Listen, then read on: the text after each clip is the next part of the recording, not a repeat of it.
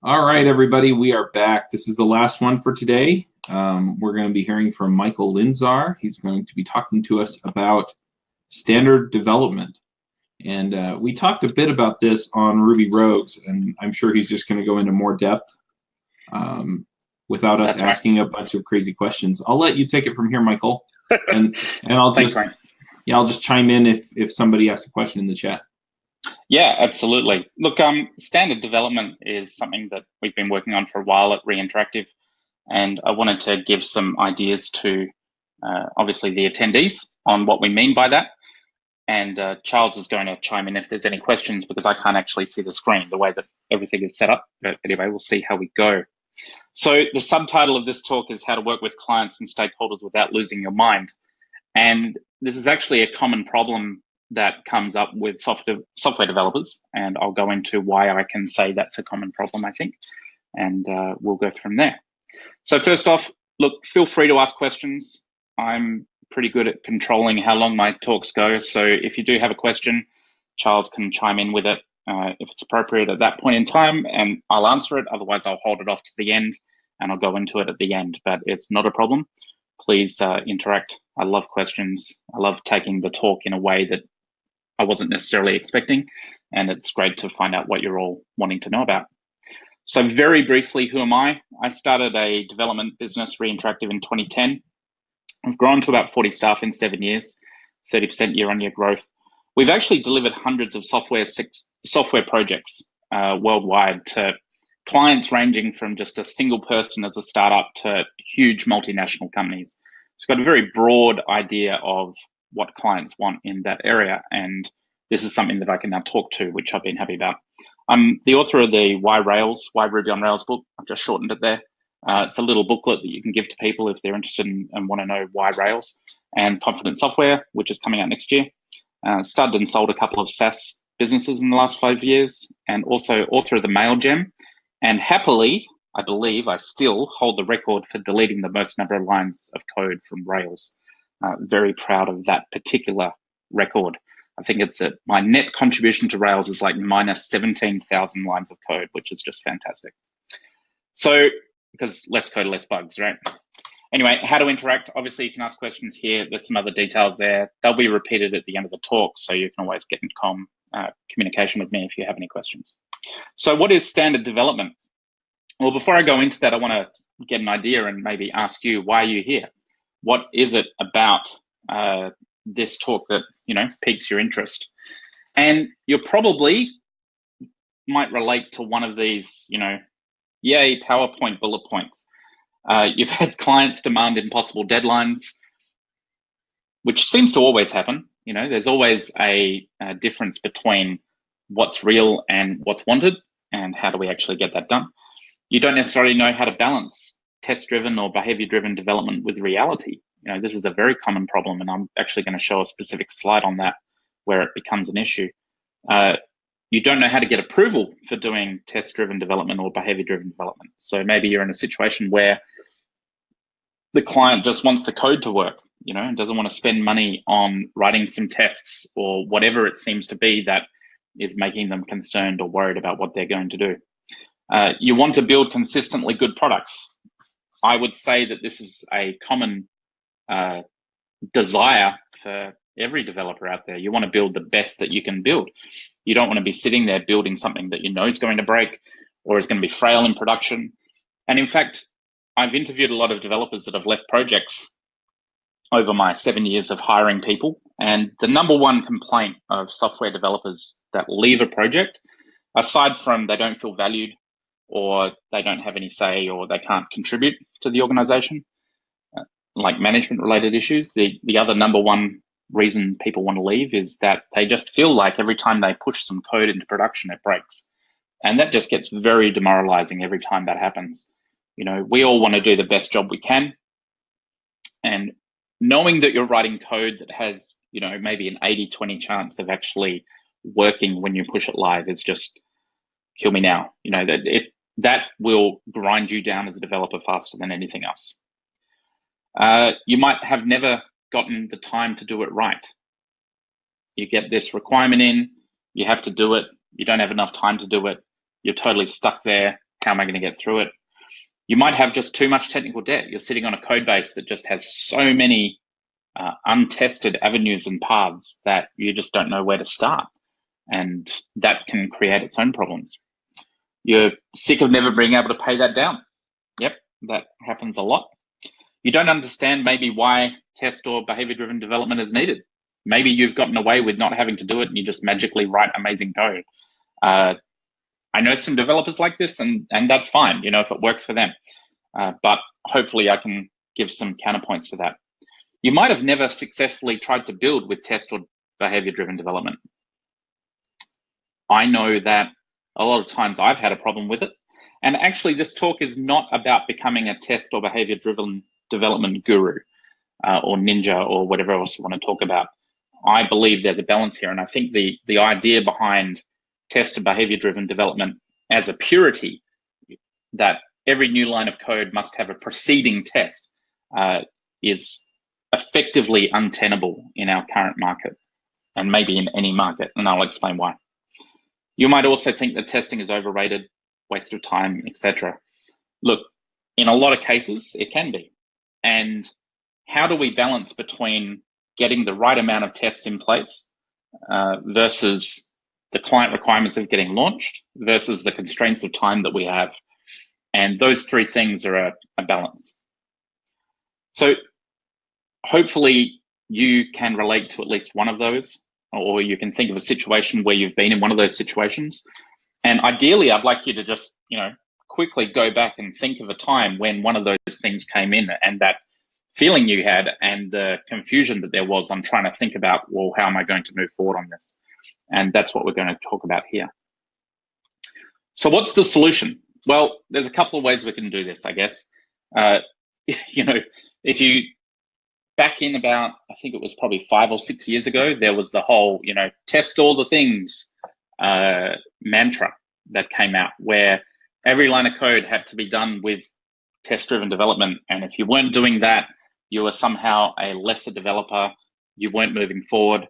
I remember blog posts coming out that were, miles long and showing how to fully test-driven development a user sign-up form and things like this. And, that's great. But the truth of the matter is, when you're developing for a client, you have a deadline, they're paying you by the hour or by the week or by the project. The first thing to go is going to be tests. And how you keep those tests in place and getting done while meeting those deadlines is a challenge.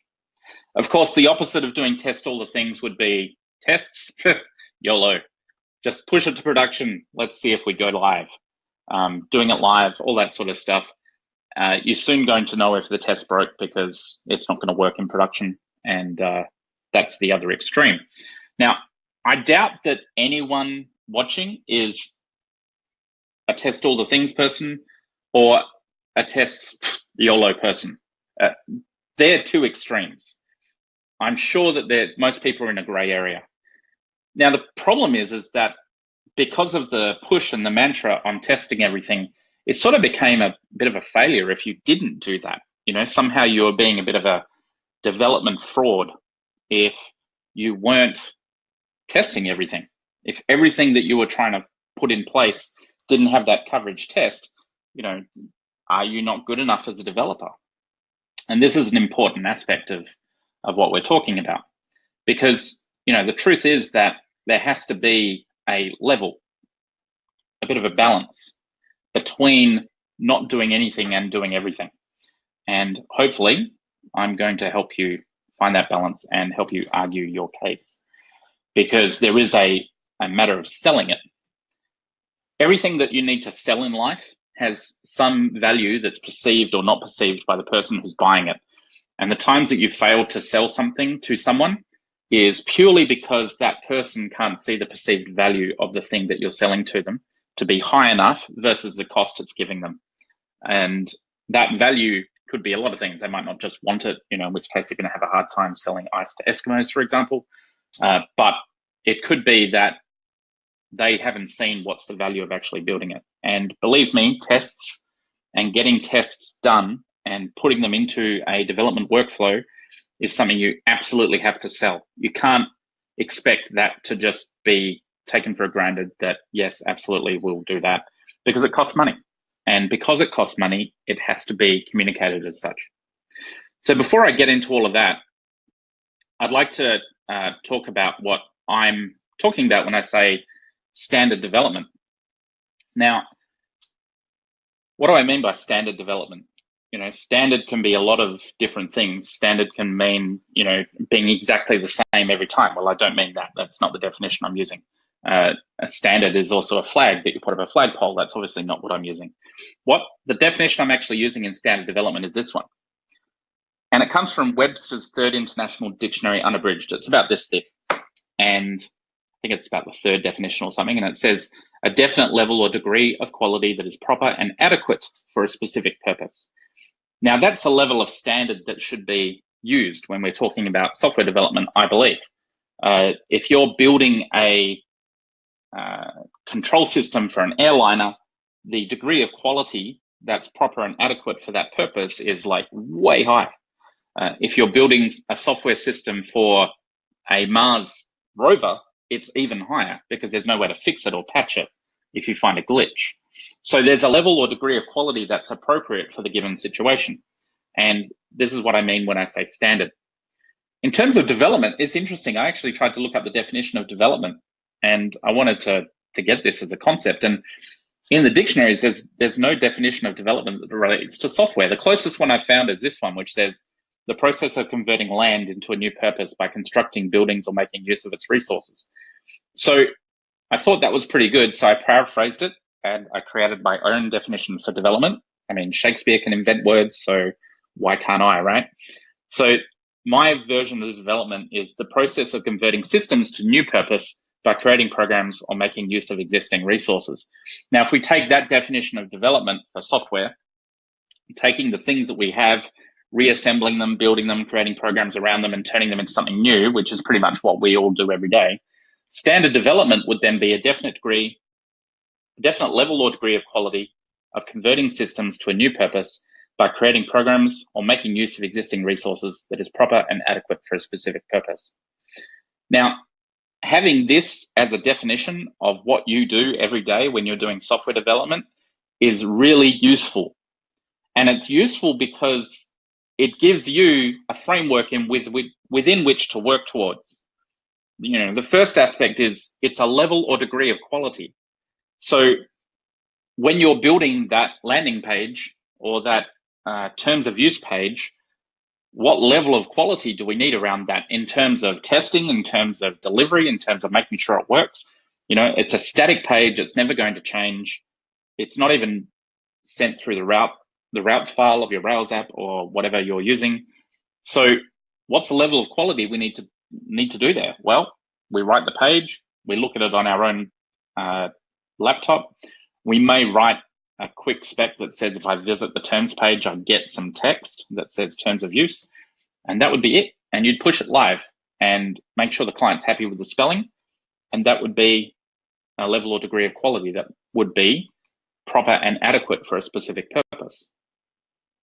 If you are building a part of the system that's the brains of the entire system, the key algorithms of matching dog owners to their dogs on your latest dog book site, Facebook for Dogs, Dog Book, or whatever, Wolf Book, you would want to make sure that that specific algorithm was very well tested, because that would be proper and adequate for that specific purpose.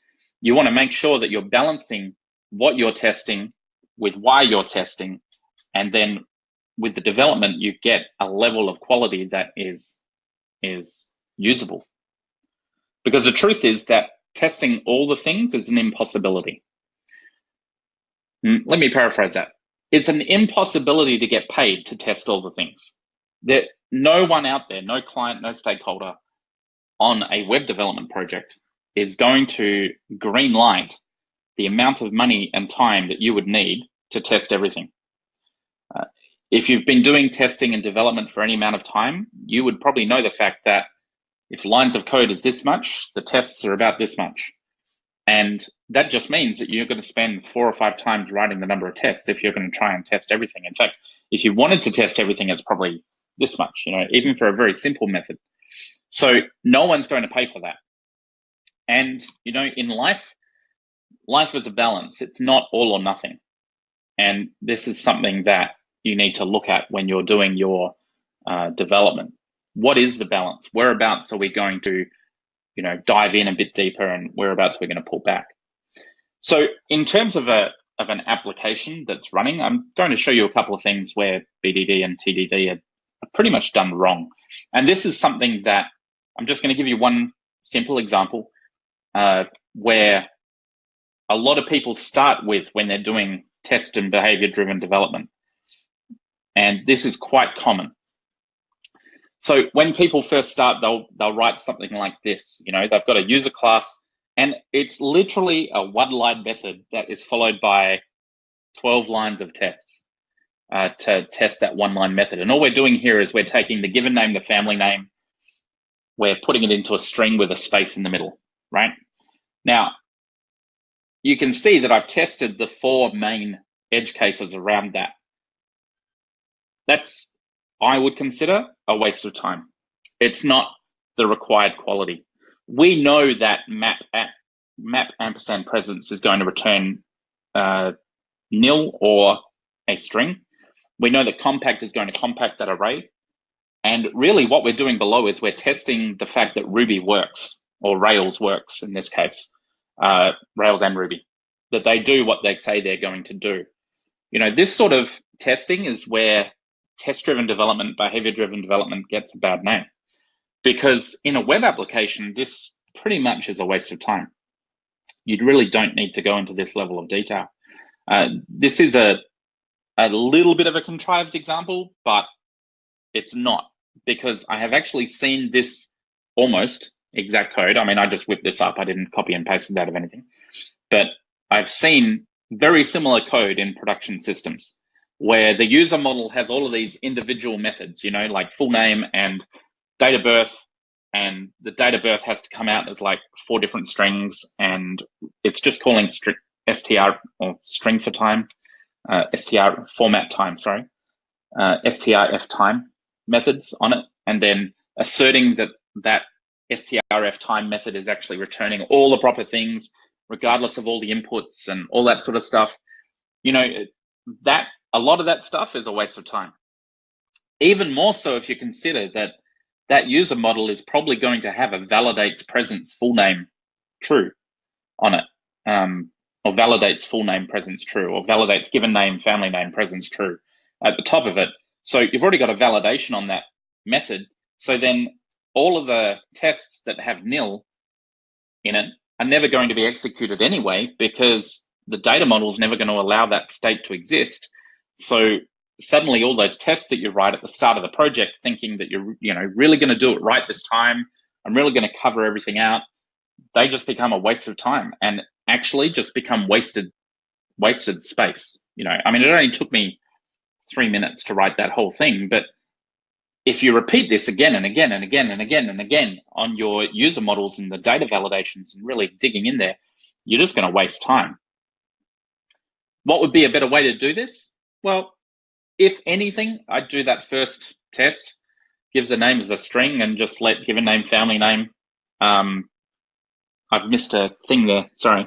It's meant to be expect user given name, family name, Smith dot name to equal Bob Smith.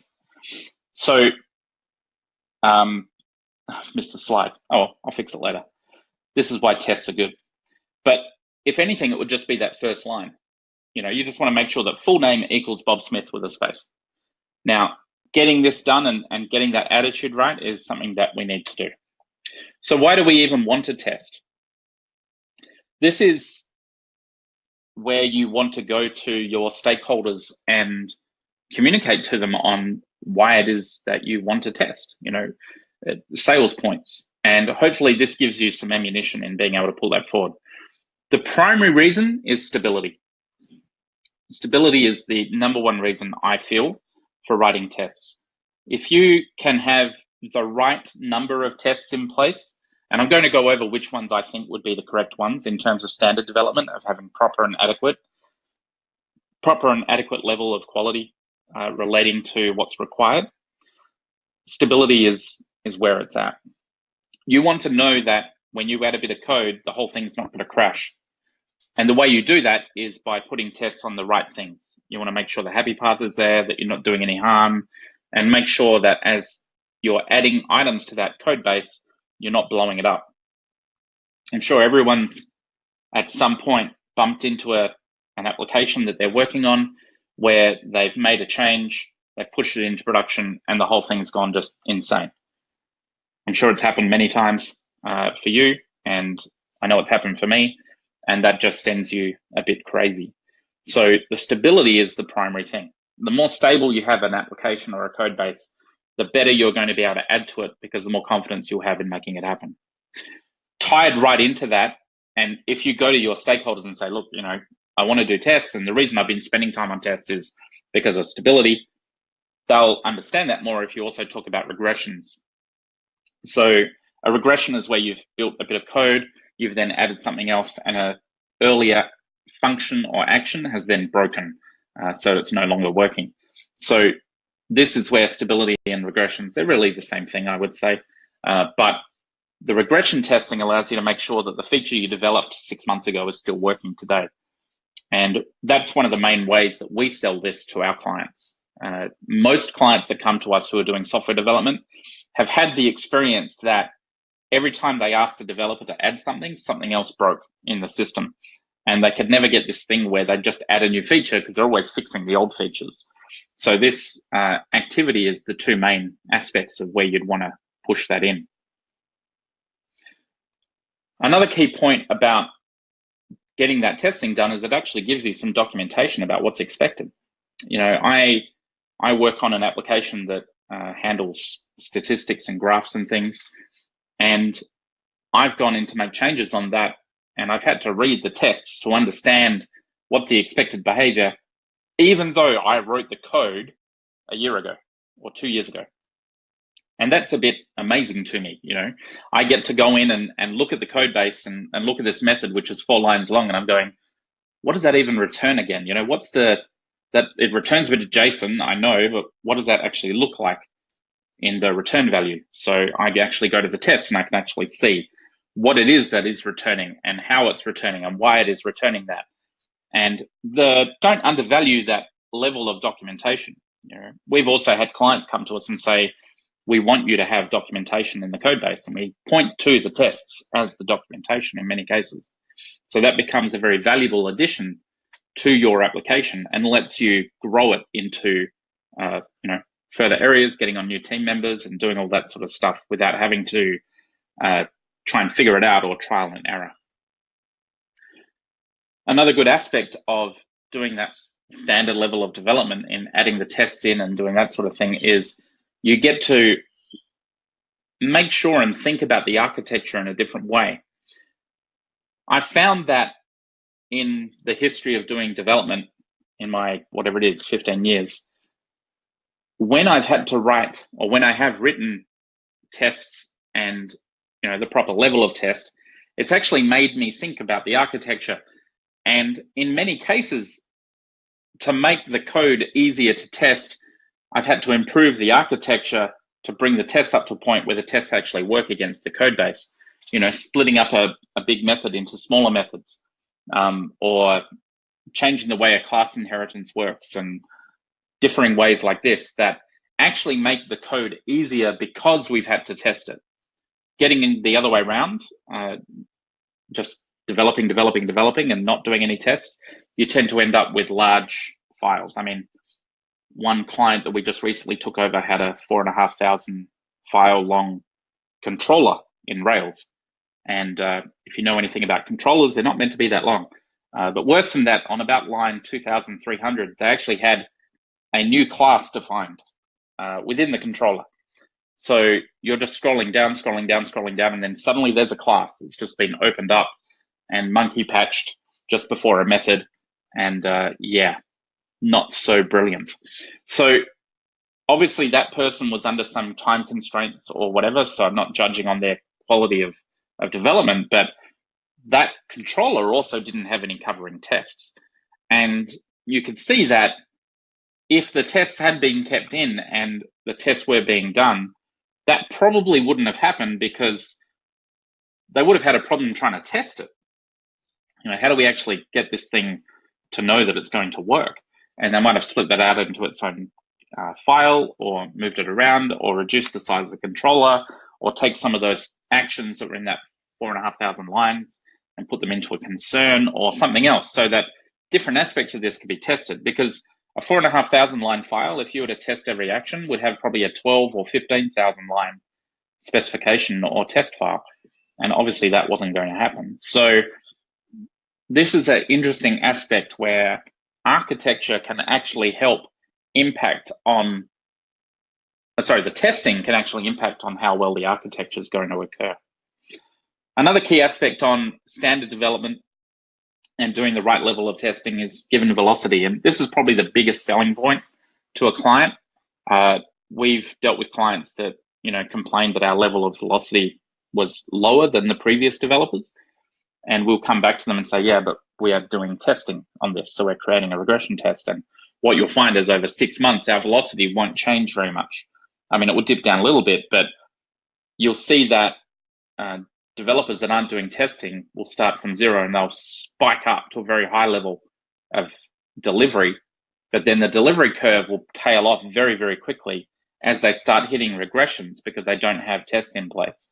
So that spike and then tail off is where the problem's going to be. So what you get with standard development and putting that right level of testing in place, and I'm going to go over that soon, is you get a little bit of a spike at the start, but then the tail off won't be as heavy. You'll end up tailing off at a higher level. And that means that your velocity is more consistent over a period of time, which is much more bang for buck for the stakeholder and the person who's trying to, justify paying you to even do this thing.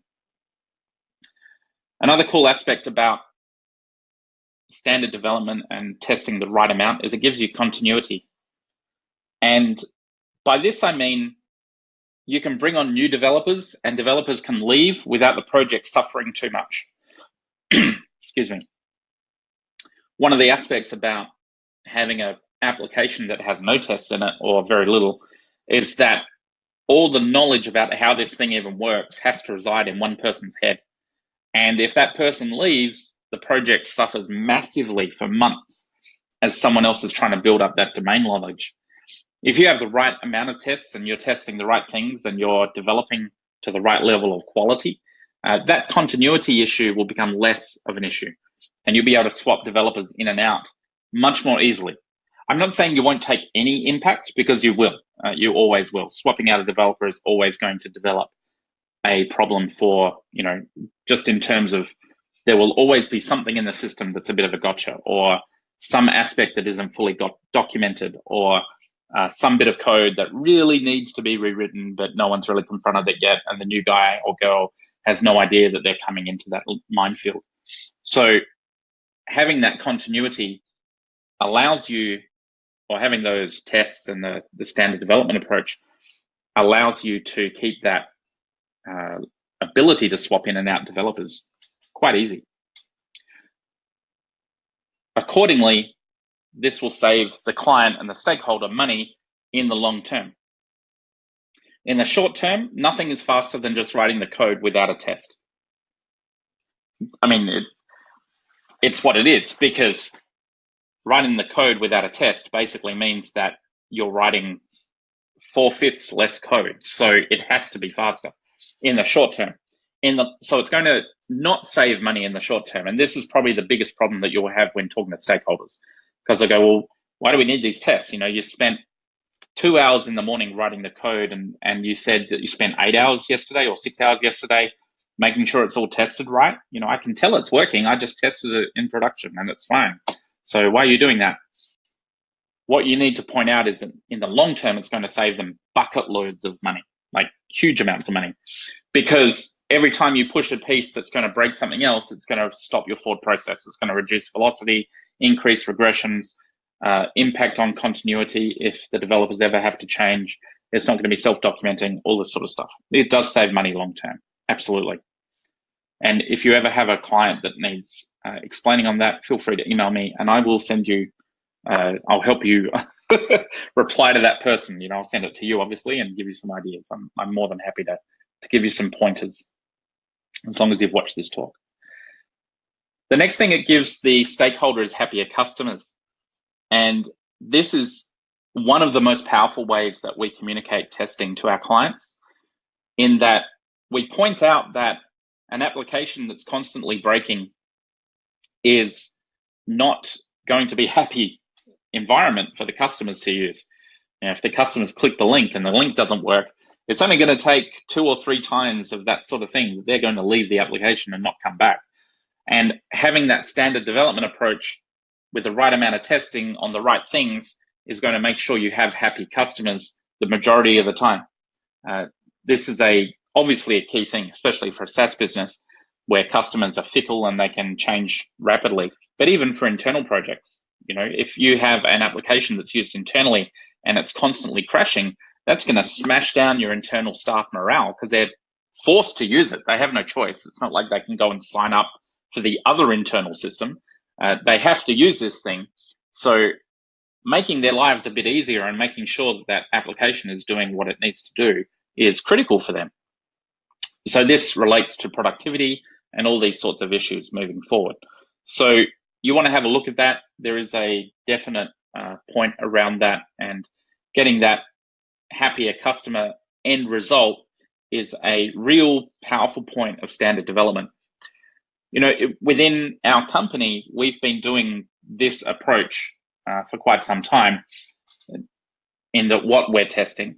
And it's only been recently that I've started to figure out, well, actually that process is given a name, and that name is standard development. But we've been doing this process for quite some time on balancing, and the vast majority of our projects, pretty much most, if not all of them, come out with a really positive result, because we know we can continue to build and add more features without upsetting the existing customers or creating upsets or confusions as we're moving forward. And this then brings us to a lot of confidence in the application, confidence in the way we build, and confidence in the clients that they know that they can talk to us and be happy with what we're building and all of that sort of thing. And in fact, confident software is the tagline of the company that I have, Reinteractive, so that our clients know that they're going to get X after investing Y, and getting that done and having that balance is something that they really love. So given all those reasons, and there were quite a few there, all the way back to the start, stability, regressions, documentation, architecture, velocity, continuity, saves money, happier customers, and confidence. That gives you a sales pitch on how to sell testing, but then you also need to decide how much are you going to test. When is enough enough? You're not going to test all the things, and you're not going to test nothing. And when you're doing that standard development, you need to have that balance. So let's review what standard development is again. That definite level or degree of quality of converting systems to a new purpose by creating programs and making use of existing resources that is proper and adequate for a specific purpose. And remember, it's that balance. It's not all or nothing. So how do we know how much we're going to test? Well, when it comes to standard development, there's these 8 points that I think I know my team do, and to greater or lesser degrees, and pretty much all of these parts we definitely push forward on. And it's part of the culture at Reinteractive on how we do software development. So I want to go through these 8 points with you, and this will give you a bit of a framework on how to push forward development to a correct level of standard, or standard level, within your organization or within your project. So they are: first, do no harm. This is sort of like the doctor's oath. Don't create more problems for the code base. If you take over a code base and it has no working test suite, make one. Even if that means you have to comment out all the failing tests to begin with, so you get a passing suite. And even if that means the passing suite is 0, get that working. It will only take you an hour or 2 to get that set up right at the start of the project.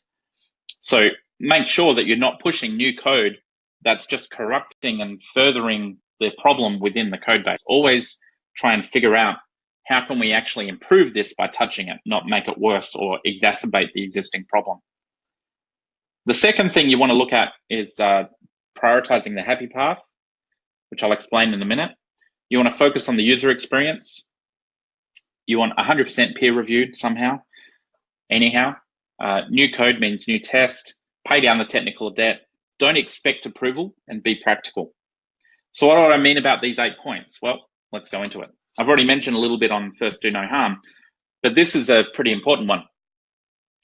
If you're first starting on a code base, like you're doing the Rails new or Git init, and you're at that point, this doesn't apply so much. Although, even then, one of the first things you should do is get a test suite in place that does something. Having that test suite in place just builds that expectation that the test suite always needs to pass. And one of the best indications of code smell, or the broken windows concept, is that the test suite does not just load and run and pass. If you've got a code base that's like that when you take it over, push hard for, hey there, thanks for getting me this code base. I just ran all the tests. There's 50 errors. Please give me a day or two just to get those under control. We'll either comment them out for future fixing, or we'll get them passing, the ones that we can. But we need to get a test suite that's green and is passing.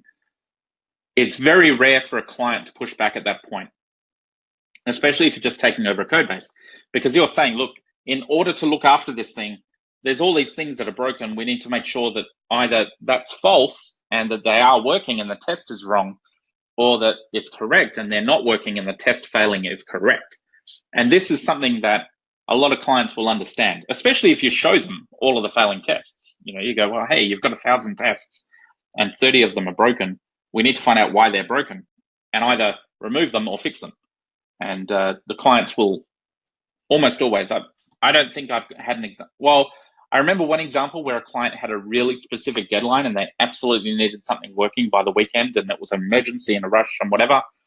We went ahead and fixed it, but on the agreement that after the weekend, we could spend a couple of days paying down this debt, fixing those tests. So it's a good leverage position at the start of the project to implement this first do no harm. The next thing you want to look at is prioritizing the happy path in your tests. So remember, standard was that degree or level that's proper and adequate for the situation. So the primary thing that you want to make sure works is the happy path through your application. So that's going to include they land on the homepage and they can see something on the homepage. That's probably the absolutely primary thing that you should have in a test suite. Does the root path actually return the root content? Because that's the first impression that every user is going to have on your website. Given that, can they view the pricing page, or can they sign up, or can they log in? Those are 3 critical aspects of the test suite. You'll be surprised how many SaaS applications don't have a test around whether or not their pricing page works. And quite often pricing pages pull in data from the plan model or from some external charging systems. So there's definitely stuff that can be tested there, and quite often it's not. Can they log in? Can they sign up? These are really critical things and primary to the application having a success. So they are the happy path. Once the user's on their dashboard, can they see a dashboard? Does the dashboard work with nothing in it? And does the dashboard work with some things in it? Those are 2 very critical happy paths into the application. And can they do the thing that your application is known for? There might be 10 or 12 major features, and each of those features would deserve its own test.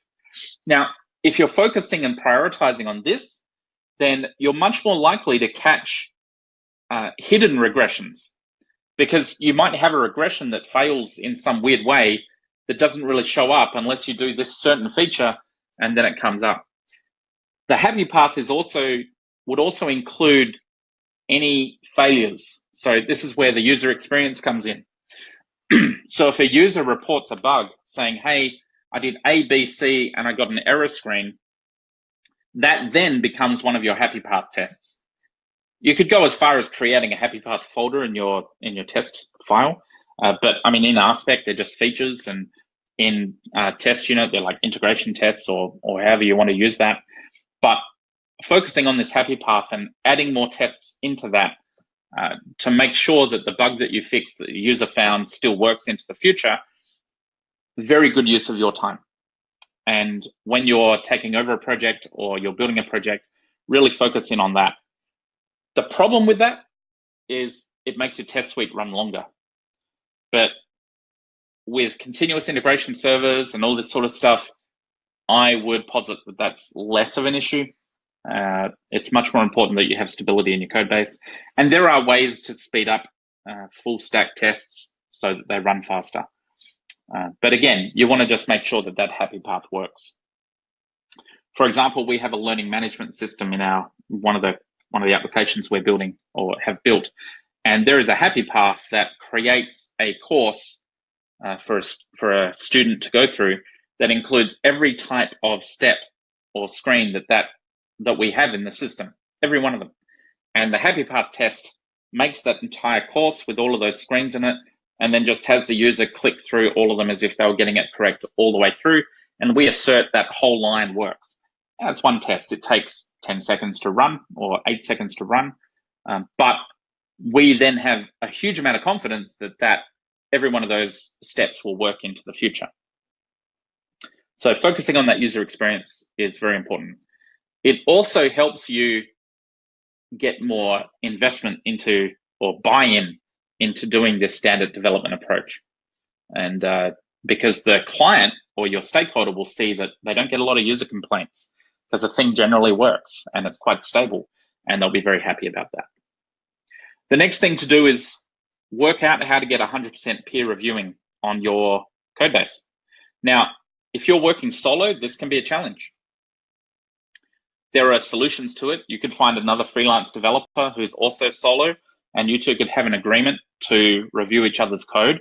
That would be a great idea. If you're working on a project within a company and there's no choice around that, you could hire a development agency to provide you with peer review hours, like we provide within Reinteractive. We have a code care service that can be used to do peer review on commits and pull requests. But whatever the solution is, you need to figure out a way to do that peer review. For example, I failed on this because that slide earlier had that error, which we will fix after the talk, but that having been peer reviewed would have been pulled up that error. So make sure that you get a peer review going in your application. Peer review does not mean you looking at it the next day. Although, if you have no other option, that's pretty good. If you can write the code, you create the pull request, you leave it for 24 hours, you go on to something else, then you come back and read the pull request critically, that will help. However, what that won't do is that won't help you fix overall coding problems or viewpoints in how to code something or defensive tactics in coding. If you don't already know them, you're not going to spot them in your own code. So work out how you can get some sort of peer review. It's very valuable. Another key point is new code means new test. So again, this sort of relates back into the do no harm. Whenever you take over a code base, if you are writing some code, write a test around it. Ideally, it's a happy path test that a user will experience. But if it can't be, then it can't be. If it has to just be a unit test, then it needs to be a unit test. But just have a mantra that I've made some new code, it does some new thing, I'm going to write a test around it. Even if it's, you're adding something to the menu bar, well, make sure that in the test, you have a happy path test that allows the user to go to the dashboard and then click that menu bar option and show the new index page or whatever it is that you're showing. You want something there that's going to track and make sure that you've standardly written that test, that software, that it's adequate and appropriate for what we're building. You don't necessarily need to write every possible way that this thing could fail or work out or whatever. That's not the point, because it's not. You can catch that as you're developing and finding other things and getting bug reports in, and then you can get those edge cases and get them tested out, because then you're writing new code. But make sure that all new code has a new test. And in fact, at our company, pretty much all the time, if a piece of code is being put up for peer review and it has no coverage test, that is a reason to reject that piece of code or that peer review, unless there's a really good mitigating reason. Why not? But that is a way to look at it. Also, if you have an algorithm and you're pushing a change that's like a one-line fix, to a problem. Well, the fact that that wasn't covered by a test is the reason you're now pushing that fix. So spending 5 minutes to write a test that covers that unit or that new way of operating would make sense. So just make sure that you balance that. New code means new text. Another aspect of standard development is paying down technical debt. Now, it's a very, very, very, very, very, very, very, if I said very enough, I think I have, very rare stakeholder that will tell you, hey, okay, for the next 3 days, just pay down some debt, fix some bugs, do whatever you want. Doesn't happen very often. I try to do it on the projects that I run. I'll say to my developers, look, for the next couple of days, pay down some debt, do whatever you feel like you need to do in the system to make it more usable, but it's very rare. So if it's very rare, don't expect approval for it, right? Just pay down the technical debt. Just go straight in there and every day just do something, even if it takes you half an hour or an hour. Look at some aspect of something and refactor it and fix it up and push it through as a peer review and just say, look, I'm just fixing this because we were running into it next door in this other feature and I'm just quickly wrapping it up and making it work. If you're ethical on it and if you're doing it for the right purpose, no one's going to get really upset. And the truth is, if you are doing the right thing and you're not spending like the whole week, you're not delivering any features, you're spending the whole week just working on it, that's going to be a problem, because the client's going to go, well, what got delivered this week? You say, well, nothing, I was just fixing something. That's not going to work. So you want to pay that down incrementally and work towards that. Can I step in real quick? There are a couple of questions. Looks like it was back on the testing and I just missed them. The first one is the question that everyone wants to ask is RSpec, Minitest, Shoulda, Cucumber. Which one is your preference and why? Yeah, exactly. So we use RSpec primarily within reinteractive, and quite often we have Shoulda within it. Now, the reason for that is RSpec and Shoulda together make a very readable test. So it's very easy to just read it. You can open up the top file and you can see that it should do blah and expect user new, given name, family name, full name to equal Bob Smith. You can actually just read that start to finish and it just makes sense. Shoulda really helps with that because it gives you a few little macros, expect it to validate presence of blah. Again, it's just something that makes it easier to read. You want to optimize for something that's easy to read. Having said that, if you're a fan of test unit, go for it. That's not so much a problem. Minitest, same thing. Cucumber, we don't use that at all in our development agency. The reason for that is that Cucumber, the primary benefit that Cucumber has or is touted as having is that non-stakeholders can write a specification. I'm yet to see that actually happen. So when Cucumber first came out, we tried to do it with a few clients and they were just like, oh, we have no idea. Because they have a hard enough time even expressing what the feature is they want, let alone writing a specification on it. So if you have incredibly technical stakeholders who are embedded in the team and full-time working on it, then yeah, Cucumber could work for you. But usually the client and stakeholder don't really want to care about that. All they want to know is, does the thing work? And from that aspect, RSpec with Shoulda would do that. And that's primarily what we use at Reinteractive. Cool. So then there are a couple more. One is, what about tests for API-only projects? Right, yeah. So this is, again, this actually still applies pretty much fully. On an API-only project, you want to test the happy path. Test that doing a post to get an index and a delete work. So on those aspects, you want to absolutely primarily test the interface. Because again, if you're testing a lot of the inner workings of it, maybe except for the key algorithms that do certain things, but if you're investing a lot of time testing the internal structure of it, then it's going to make the whole application more brittle. If you're primarily testing the interface coming in, I post this thing in, it's going to go do something in a black box and give me a result, which I give back to the customer, then you can refactor the internals without having to go and refactor a lot of tests. Now, I'm not saying don't test the internals. You should absolutely have some tests around that. But again, these points that I have on the screen about first do no harm, choose the happy path, prioritize on that, peer review, new code means new test, all of that still applies. Next. No, most of the rest of this is just discussion over what an API code base is, and yeah. I love developers. Yeah. Okay, good. So we're paying down technical debt. So every day you want to pay down a little bit of technical debt. Well, not necessarily every day, but every sprint, find something that you want to improve. For example, on a project that I'm running at the moment, the developer just did a pull request saying, hey, the user form that does the sign up process has a lot of duplication between the user form, the user model, the account model, and the organization model. I just did this refactor to reduce that duplication. Here it is. I didn't ask him to do that. And there was no story that said he was going to do it. He just did it in the last hour or hour and a half of his day to improve the stability of that user form into the future. And in fact, it was related to a bug that came up in the system on the sign-up process. So, that sort of thing totally makes sense. And actually, one of his comments at the end of that pull request was, we had to do a couple of things to make this work, but all the tests still pass, so I'm pretty sure we're good to go. Great. That's an exact example of how having standard development, the right level of tests, has produced confidence in moving forward. So part of paying down technical debt, don't expect approval.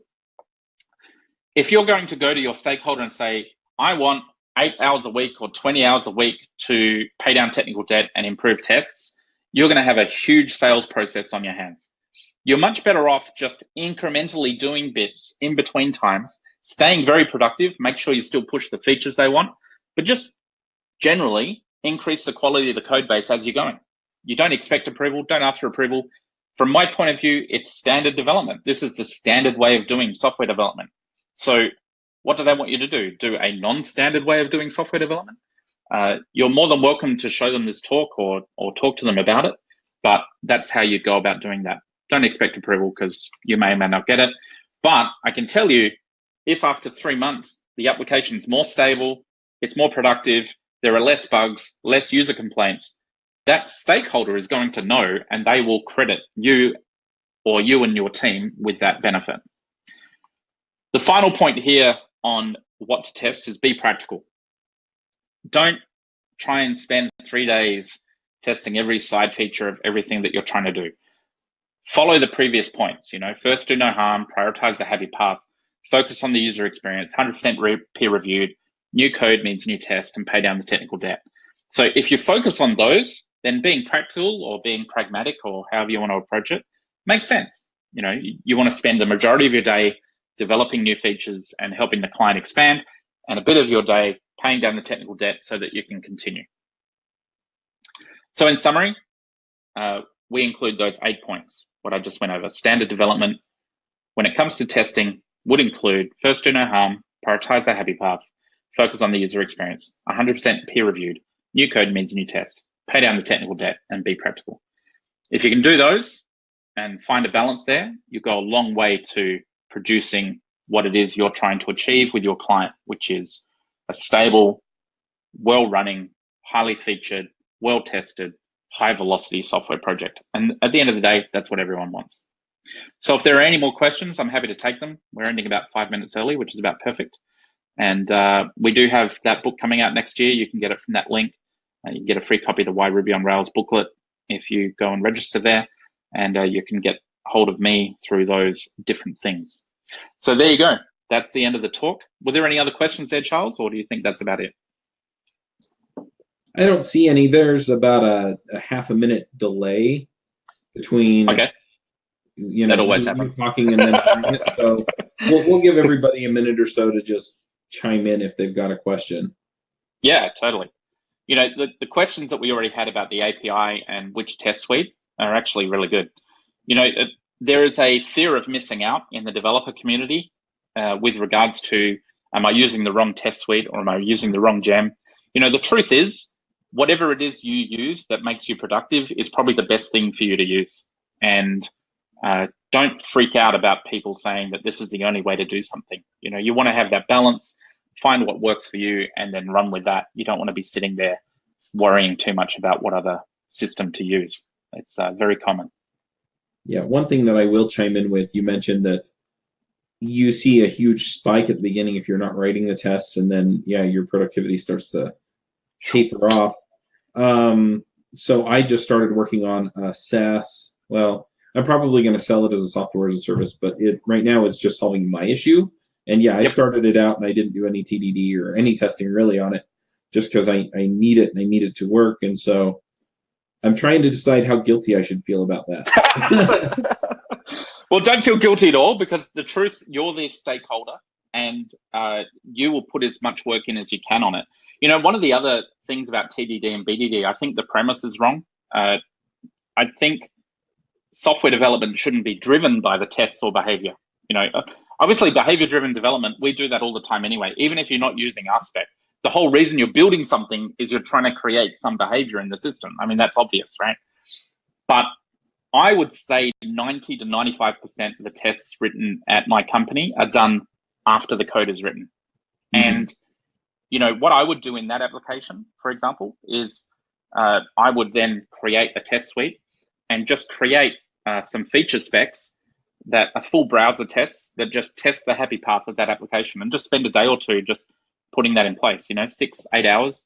And as soon as you do that, you're going to feel a lot more comfortable about moving forward, because the other thing about having that test suite in place means it's more likely for you to add another test in. If there's nothing there and there's nothing running well, you're not going to add a small test for some, you know, model attribute, because it's too much trouble setting up the whole test suite.